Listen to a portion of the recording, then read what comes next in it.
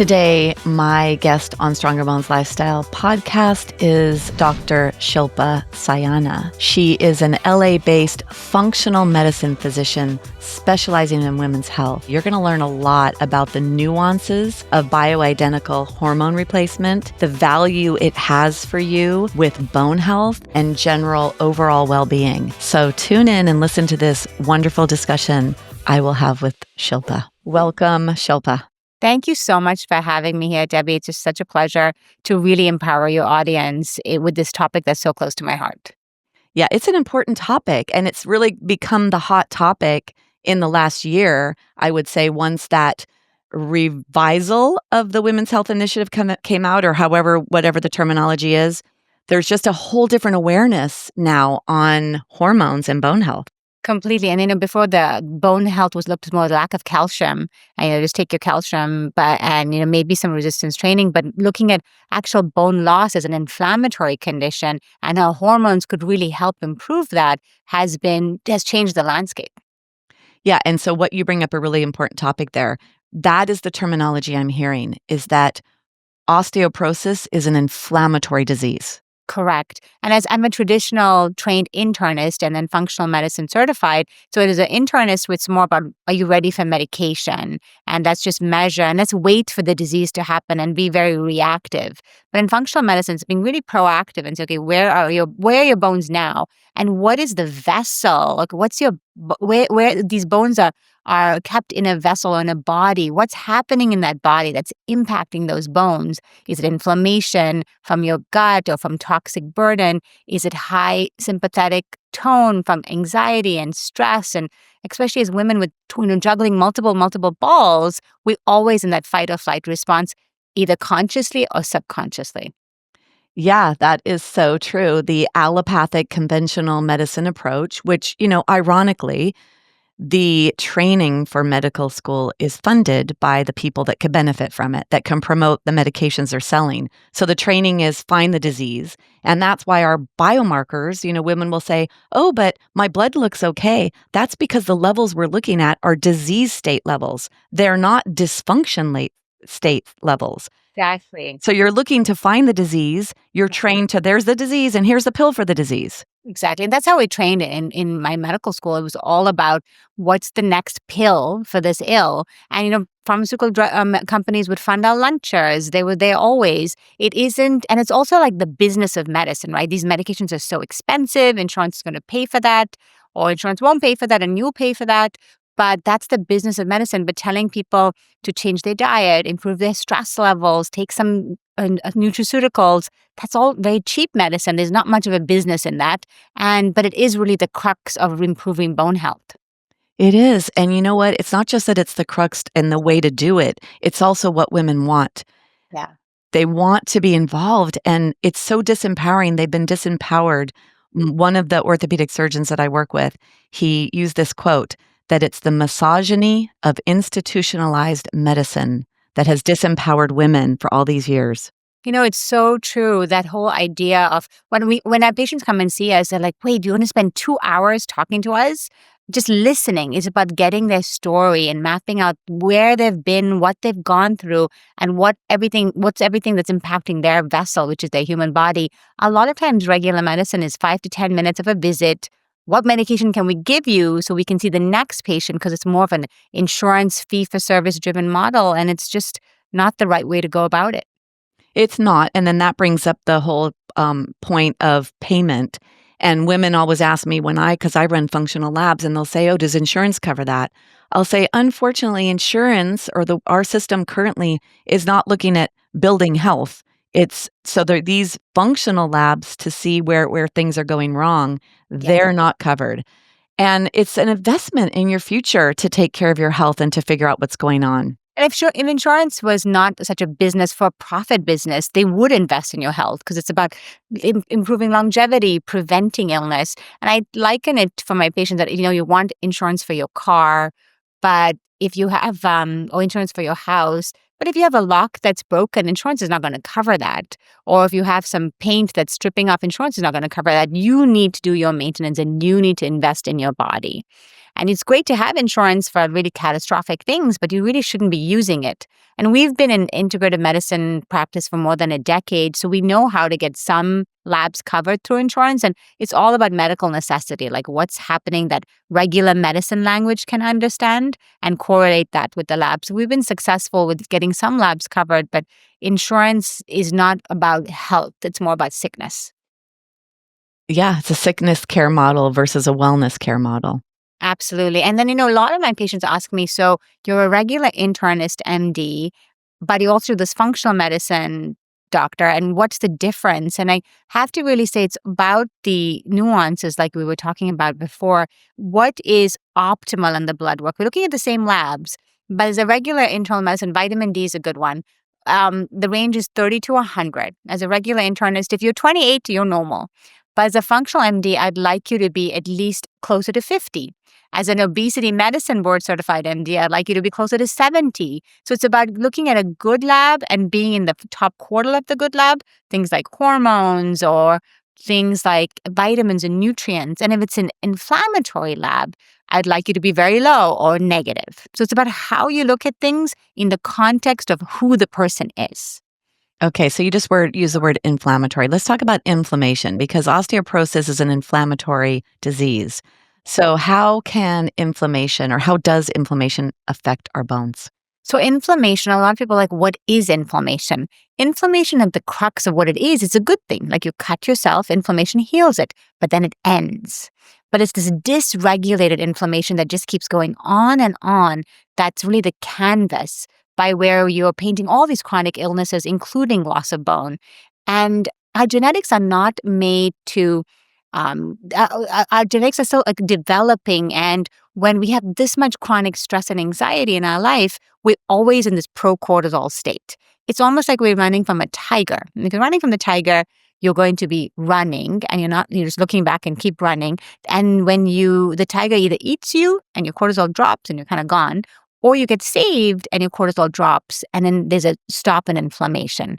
But the constant running in our modern world, if it's stress, anxiety, or inflammation that keeps pushing this, like inflammation from your gut or pain that keeps pushing this, your cortisol keeps going higher and higher. And you need immediate blood sugar to support that. And when blood sugar happens, insulin goes up. And this whole cascade of hormones is very pro-inflammatory. So inflammation in short bursts that stop is okay. But this chronic inflammation leads to bone loss and autoimmune diseases. And it's the canvas for which you find a lot of other chronic illnesses. Yeah, what I always say is your bones are your bank for minerals and many of the needed aspects to run the inflammation. So it's like your bones have to dissolve because whatever's happening in your body, especially magnesium, calcium is nature's band-aid. It's going to go wherever it's needed. So it is that. So what are some of the ways that you check for inflammation? Yeah, so the ways we kind of check for inflammation generally, and a lot of my patients are like, well, my doctor didn't check for inflammation. I asked them to, but in their defense, as an internist, we're not trained again in a very proactive way. We're not saying, let's just check and see where you are at this point. But in functional medicine, we do check for inflammation, and there are various things we check in terms of inflammation. But the most important things would be like a HSCRP, a high sensitivity C-reactive protein, and we want it to be the high sensitive kind, so that is able to detect inflammation at a lower level. The second thing in terms of inflammation is autoimmune. So things like a ESR or an erythrocyte sedimentation rate, if that's slightly high or not optimal. So that range can be anywhere up to 20. As an internist, if it's 22, it's slightly high, or 19. Functional medicine doctor, I want it to be in the low teens because it's a harbinger of future disease. So we really want to kind of know what the number is and do things actively to bring it down. So HSCRP, ESR, a homocysteine. Homocysteine is a marker where you can't process your B12 or folate very well, either genetically or through your gut. That's something I also want to know because if your homocysteine is elevated, that can also lead to chronic inflammation and impact your bones. So it's a CRP, ESR, homocysteine, and then another big thing is your gut. functional medicine, we're kind of obsessed about the gut because the gut really is the biggest organ system that determines your absorption and is a big source of inflammation. Yeah, definitely gut is plays a role. And if it's like I say, what's the journey from mouth to bones? Where do the building blocks? Because what we eat is what builds our bones. What Correct. is that pathway? And the pathway is the gut. Absolutely. And I think just even spending you are like this is your wheelhouse in terms of nutrition and really telling people to be mindful of what they're eating. But a lot of my patients are in their 40s, 50s, 60s, and it's the peak of their career, or they are now new grandparents, or they're just super busy moms. And nobody is making the time to eat nutritiously. It's like, what can I get that's quick, processed, and fast? But that's really what we have to do is really spend the time and saying, what are we eating? A big nutrient we push is fiber because as a nation, most of us are constipated. We're not getting enough fiber, and it's really important to have fiber so you can detoxify well, bind all those bad toxins and eliminate them, and also make you help with kind of reducing your insulin levels, help you reducing your blood sugar. And there's a lot of misconception of what fiber really is. My patients are like, "Well, I'm eating my salad." But your one bowl of arugula has zero point 0.2 grams of fiber versus black beans or avocado. And I encourage patients to get at least 30 grams of fiber. But that does take work because it's not a processed quick bar. Yeah, it's so interesting. An avocado has 14 grams. Half of an avocado has 7. I always recommend 30 grams to the ladies I work with as well. And the other aspect of fiber is that it becomes the food for the good gut microbes that then become the gatekeepers. They help to protect your lining so you don't get a leaky gut and spill things into your system and trigger inflammation. Completely. And that's so with inflammation, it's so important to know your numbers. I would say when we approach patients, we kind of look at 4 different pillars. The first one is hormones, which really the stress hormone, that cortisol is important. What are your sex hormones? And more importantly, testosterone. Are you measuring that like every 3 to 4 months? The second pillar is your gut health. Not only your gut microbiome, like do you have the wrong bacteria in there, but what is that gut lining? And especially given our recent fires in LA, all these toxic burden is going to damage our gut lining. So it's super important to know what's going on with your gut lining. And then the third pillar that we commonly look at is toxic burden. And toxins aren't an issue for everyone, but people who don't detoxify well, it's a bigger issue. People who are constipated, it's a bigger issue because toxins mimic hormones and they mimic neurotransmitters. So they could cause you to be anxious or depressed or gain weight or feel tired. And then the fourth most important pillar is lifestyle, which is nutrition and movement, which you have to prioritize, especially as a woman. Yeah, it's really interesting. I listened to you going back and forth between putting on your internist, traditional MD. This is how I look at it through this lens. And then you go into that functional space. And when you go into the functional space, you're actually looking so much deeper. And so that becomes a really important thing here. And that's And it really, should really just interesting. be just good medicine, right? It shouldn't even have to be like internal medicine, functional medicine. It should just be good medicine. Everybody should have access to the depth of what functional medicine has to offer. It's just our current medical business construct isn't about time and listening and looking deep. Yeah. And I hear this often from doctors, from functional medicine doctors, bad medicine. They don't want to practice bad medicine anymore. They want to practice good medicine. Completely. We were a functional medicine insurance accepting practice for over a decade. And we would just have a longer appointments and try and fit into this insurance paradigm. But after a decade, the insurance was basically like auditing us, like, why are you testing all these unnecessary things? Why don't you wait until disease happens and then react? As opposed to be like saying, it's happening. Let's be proactive. And then finally, I was like, I'm done. I can't be part of the system anymore. Yeah. Okay, so it's interesting because I really want to talk to you about hormones, and we've talked about all these other things, but you did say that it was one of the first things you're looking at cortisol and steroid sex hormones, Yeah. which are those bone protective estrogen, progesterone, testosterone. So let's talk about hormones and how can hormones help our bones? Absolutely. So I would say, in terms of hormones, and when we look at hormones, we think about it as like an axis. Think about the grandparent being your adrenal glands, which is your stress hormones, and your adrenal glands are 2 coin-shaped glands, sit on top of your kidneys, make your cortisol, and then your mom is like your thyroid, and the grandchild is your ovaries producing all your sex hormones. And as an internist, maybe we check your hormones, maybe we don't, or we'll give you hormone replacement therapy. We might look at your thyroid. But if you really look up at your adrenal glands and fixed gamma, a lot of these other hormones would at least improve naturally. So it's important to look at hormones in the context of each one: sex hormones, thyroid, and your adrenals. And all of it is, again, impacted by gut health and inflammation. But we do a lot of bioidentical hormone replacement, and we always check blood. And a lot of patients come to me and say, I asked my primary care or asked my gynecologist to check numbers, but they declined. Again, in their defense, these hormones fluctuate. And so we're not taught as to what these hormones should be at certain parts of your menstruating cycle or postmenopausal. But we do know what the values should be if you have a little bit more training. And it's important to measure the hormones, because if you genetically don't detoxify well, you will naturally have a high amount of estrogen even postmenopausally. So the usual hormone we start with is progesterone, mainly because our patients are complaining about the fact that they can't sleep. They're feeling kind of anxious, and they maybe have dry eyes. Like, those are all kind of low progesterone symptoms. So we generally start with progesterone, provided the foundation is good. The gut health is good, they have low toxic burden, and the cortisol and thyroid look good. And then the second hormone we commonly start is actually testosterone, like low dose testosterone. And we're always monitoring estrogen, because all these hormones dump into each other. And this is like, they go back and forth. So we really always want to make sure we're not overdoing estrogen, because if we are, estrogen can have some inflammatory side effects. Now, when you're giving this analogy about the grandmother and all the different places, after menopause, the ovaries are not making estrogen, right? It's all happening in the adrenals. Yes, it is. And it's interesting, you say that, because a lot of our postmenopausal women, when we check their hormones, some of them surprisingly have enough estrogen, but they have no testosterone, or like very, very low progesterone. So it's important to look at those ratios, and instead of just writing a blanket prescription saying, you're postmenopausal, you must need this. But it's interesting looking at those pathways, is where is that estrogen going? Where is the testosterone going?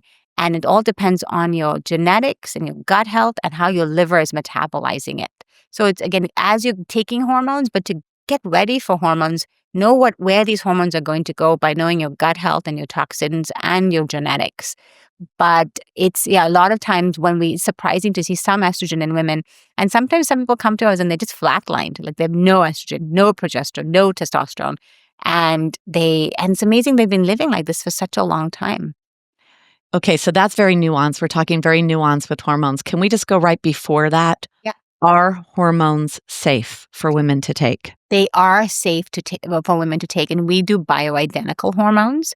And those bioidentical hormones just mimic your hormones a little bit closer than synthetically made hormones or hormones from horse urine. They are safe to take, but it's important to know, how are you processing these hormones? And that's where I think we get into where women come to us and say, I took hormones, I felt horrible.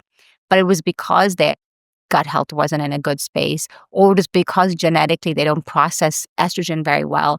But in my opinion, yes, hormones are safe to take, and you need to partner with the right provider. I see the online, it's been more common now, where you can just get hormones for the year, and without having any kind of deep dive into who you are as an individual taking these hormones. And that, I think, is concerning, because you are giving something, like anything, any kind of medication or supplement. If you're given to somebody who is inflamed, you might have an adverse reaction. So it's important to know who you are before you take hormones. And as you take the hormones, measure the levels, because I think it can be very, very safe, provided you're partnering with the right provider.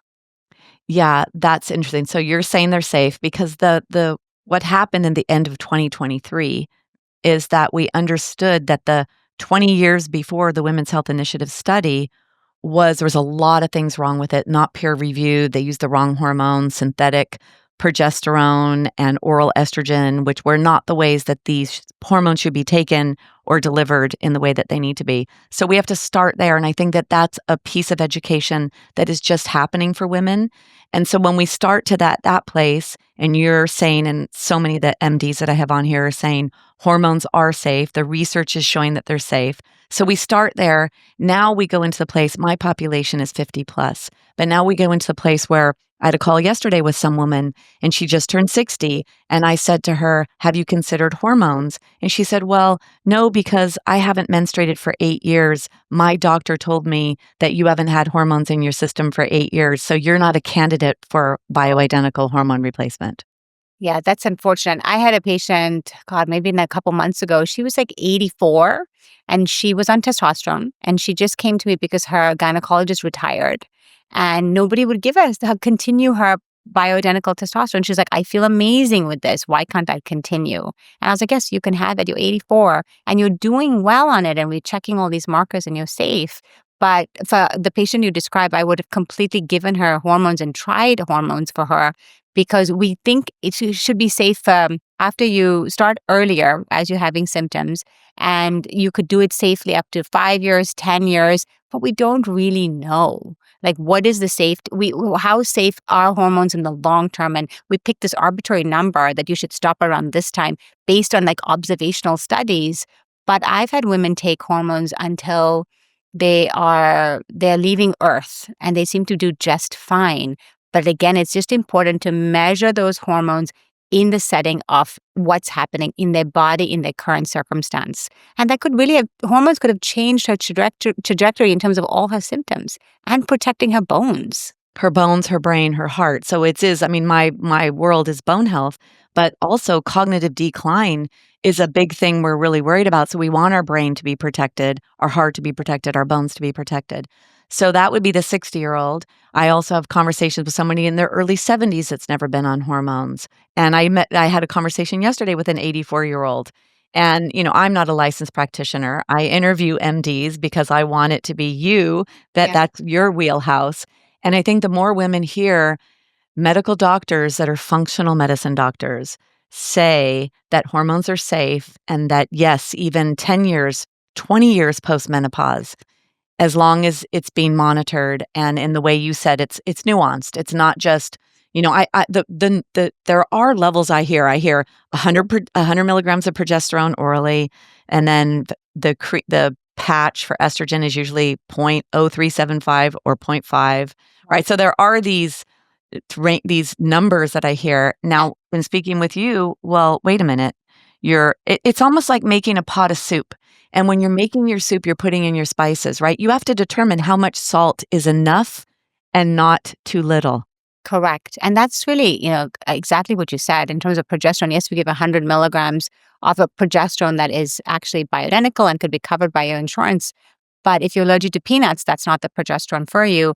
And if you have trouble sleeping with progesterone 100 and your levels look kind of not great, you can get a compounded progesterone that's sustained release, where just the same dose, but its sustained release is magical for your sleep because you and your body can actually see the progesterone throughout the night. So it's important to say, okay, you try the 100 milligrams, you're trying an estrogen patch, and then measure levels and see where you're falling before determining a change or thinking of adding the next hormone. But again, and then sometimes people are like, I'm on hormones, I don't feel anything. And a big reason for that is a protein that sometimes we don't check. And that's the sex hormone binding globulin, the SHGB, actually SHG, sex hormone binding globulin. But it's important to measure that. And you can get that in Quest or LabCorp.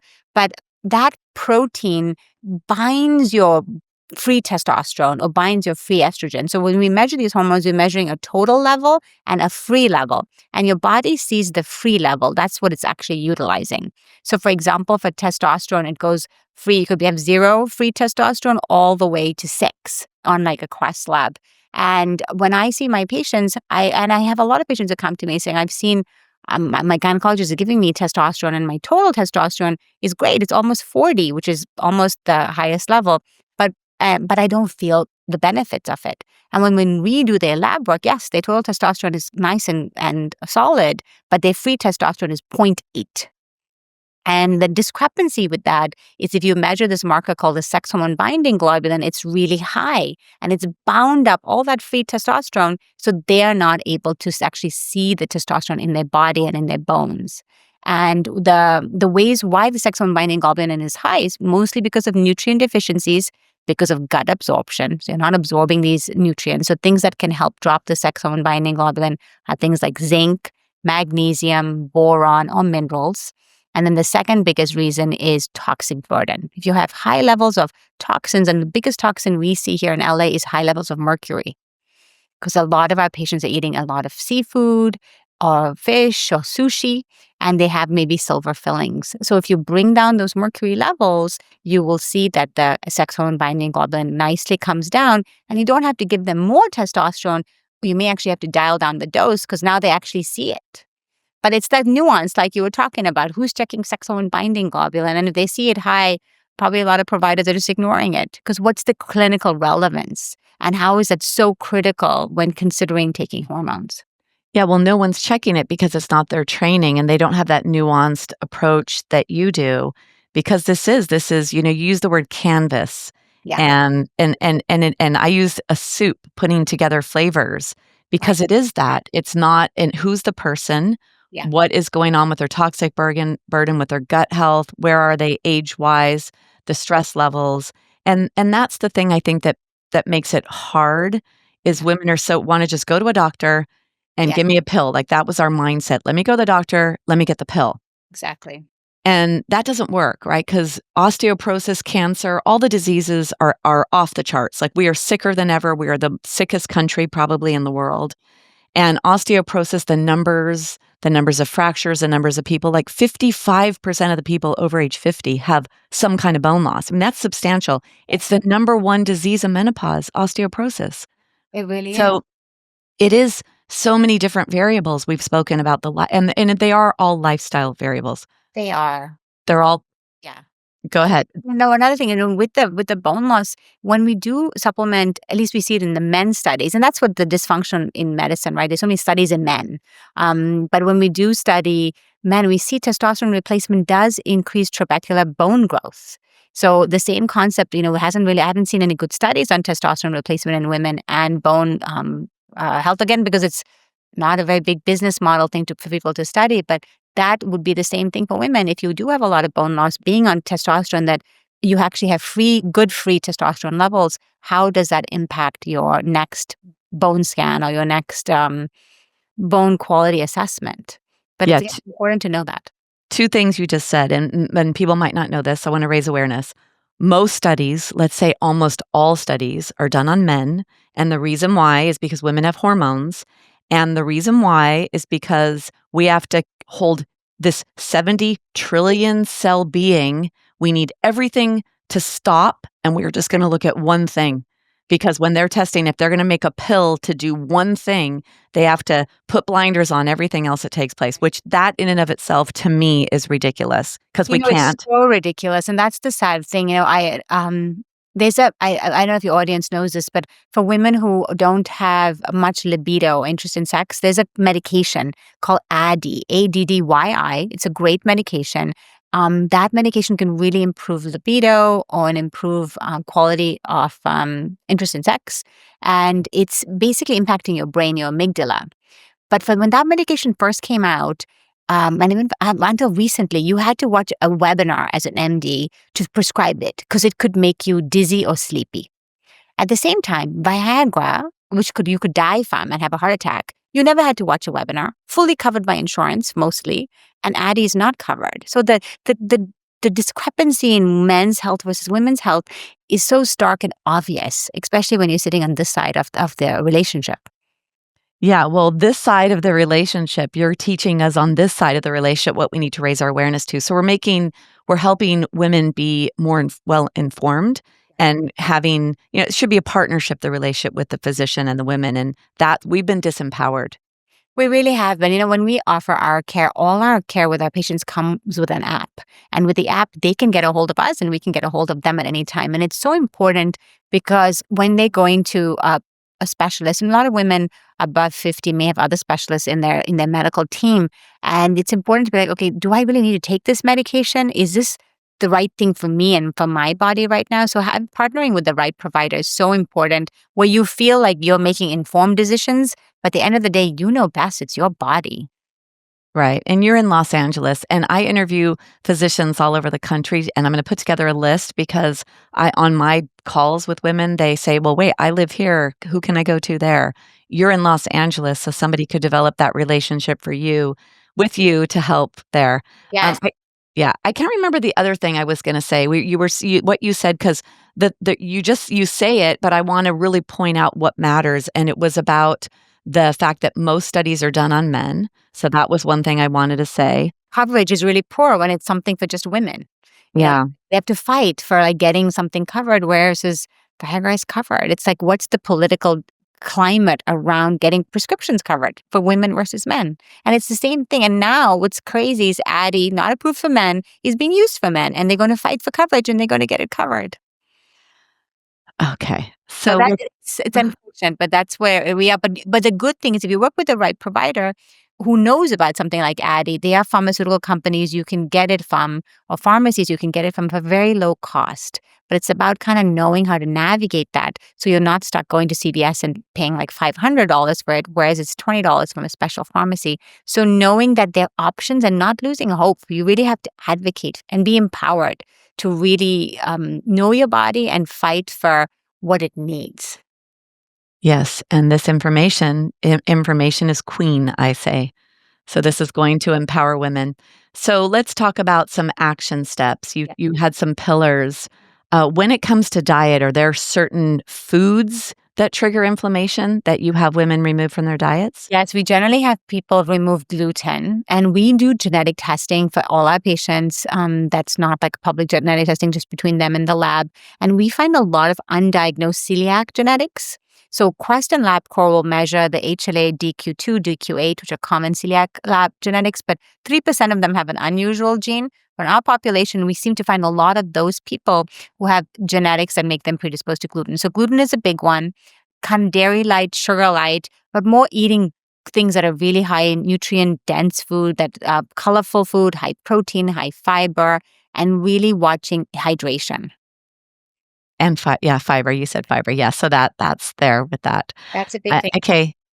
And then in terms of medication, when someone comes with osteoporosis, are you looking at DEXA scans? Do you prescribe bone meds at all? We send them to general endocrinology and rheumatology. I would say my patient population doesn't want medications. They're coming to us because they're looking for alternatives. They're like, what can we do? My primary's already given me a prescription, or I can go to endocrinologist and get one. But I'm only 50 and I have to start now. And they said, I'll have to do this forever. And I can't, God forbid, if I miss a dose, then I'm a higher risk to getting a fracture than if I wasn't on it to begin with. So a lot of my patients are like, how can I delay this so that I don't have to take medications just yet? Or what can I do to really reverse it? So I would say the majority of our patients are not on medication. And if they are, we work with the endocrinologist or rheumatologist about, is it the right medication for them and is it the right time? But do everything else before doing that. Another thing I just want to bring up, Debbie, is your patient, your audience and listeners, their age group is so important to be aware of is autoimmune markers, like an ANA. We see a ton of ANAs that are positive, which is another autoimmune markers. And as an internist, we say, oh, it's fine. They're over 50. They're going to have it. But no, in functional medicine, it's back to that canvas. If you have one autoimmune marker that's positive, the likelihood of you getting another is 3 times higher. So you really want to get that ANA to be negative or lower it. And that's where it comes back to diet. If you can give up the gluten, improve your nutrient rich foods, clean out the toxins, improve the gut health, we have been very successful in lowering the ANA. And that's important because, again, the less autoimmune markers you have, the stronger your bone health. Yeah, it's maybe some things that women have never heard of here. The homocysteine, the C-reactive protein, the ANA, steroid binding hormone globulin, so SBHG. That's right. Right, SBHG. Yeah, and those are things that's looking deeper. And really what that is if you don't want to take medication, like I am a non-medication taker. I rip up prescriptions. I go to a doctor, I say, "Oh, thank you so much." I leave the room and I rip them. I do. I don't want to take medications. Yeah. I don't want to put things in my body that I want to do what I can do. And this is what functional medicine actually really brings up the lifestyle component. And then that dive and deeper look into toxic burden, gut health, nutrient status, and gives women tools. So it's a lifestyle approach and it's what we want. It's what we're asking Exactly. for. And we should have all those choices, and that's why we shouldn't. And I think a lot of our people just come to the doctor and like, tell me what to do. But it's important to partner with the right doctor who's like, this is what your body is saying, and this is what you can do. Here's a natural approach. Here's a prescription approach, and here's how you can combine them, or here's how you can wait with the prescriptions. And maybe if you are going to be on prescriptions, can you be on the lowest dose possible? Yeah, so that's where the shift is happening, right? It was go to your doctor, get the pill. And we weren't as sick as we are now. We didn't have the toxic burden. We didn't have the stress, cortisol stimulation that we have. We weren't as sick as people. So we could go maybe and have the pill for the ill. And now it's multifaceted what we're coming in with. Exactly. And so, And yeah. that's so important. And I think I always tell this to my patients, like, maybe 2,000 years from now, we'll have like gills to really manage the toxic burden around us. But the environment is becoming so toxic so rapidly, when our genetics are unable to keep up. Wow. Yeah, that's a big concept. All Yeah, right. that is a big concept, but it's important. But we know how to detoxify, right? And that's eat clean, make sure you're having regular bowel movements, make sure you have some sort of sweating practice in terms of a sauna or something that you're doing. And that's so important in light of the recent fires here in LA. 2 days ago, there was a big New York Times article showing that the lead levels in our air quality around the time of the fire were 100 times average. And lead is a neurotoxin. It impacts your heart. It impacts your lungs. So this is unprecedented for us to be facing as humans. And so that's where it's so important to think about those as you're thinking about preventing chronic illness. And one of the places that lead will store itself in your body is in the bones, and it will kick calcium out. It will take up a parking spot. It displaces calcium, lead. So it's a dangerous thing, but being aware and being able to advocate for yourself is so important. Yes. Okay. I want to say thank you so much. This has been really, really informative. And I look forward to hearing what my community has to say. We do discussions around my podcast. So then we'll be talking about this. Yeah, if Now, you have questions, just ping me, text me, and I'll be happy to answer them. okay, yeah, I'd love to do that. I mean, maybe we could even have you we have an interactive Q&A. Do that. Yeah. My passion. Yes. Okay, so how can ladies find you? Yeah, so you could easily find us at Sayana Medical, Sayana, medical.com. Sayana in Sanskrit means being a guide. And so Mm. I just felt like it was an appropriate name to call the practice. And on there, you just click on how to work with us, and you talk to Jasmine, our onboarding coordinator. And it's about a 20 to 30-minute talk just to kind of understand what you've done and what you've been through so we could see if we're the right fit. And then you would meet with me or or another provider in the team. And we all are functional medicine certified. But at the same time, we also are regular conventional providers. And it's important the conventional medicine is easy because it's so quick. But the functional medicine, it's nuanced and deep, and that's what everybody needs. Yes, there's no quick fix. There isn't, unfortunately. You kind of have to put in the work. But this is great because you're putting the work and seeing results and feeling better. And what's greater than that? Reversing bone loss. Oh, let me ask you that question because I like to ask that Yeah. question. Can we reverse bone loss? Yes, I have definitely seen it. And as a conventional doctor, I would say no.